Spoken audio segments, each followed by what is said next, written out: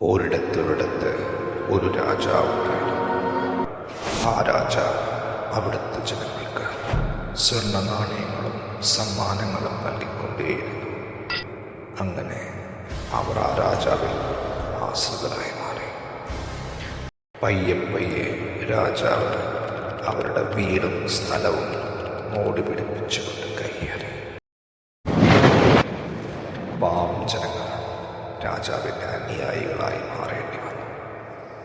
രാജാവ് നൽകിയ പണത്തിൽ മതിമറന്ന് രാജാവിൻ്റെ ആശ്രിതരായി മാറിയവർ. അങ്ങനെ രാജാവ് ഒരു സാമ്രാജ്യം തന്നെ കെട്ടിപ്പടുത്തുയർത്തി.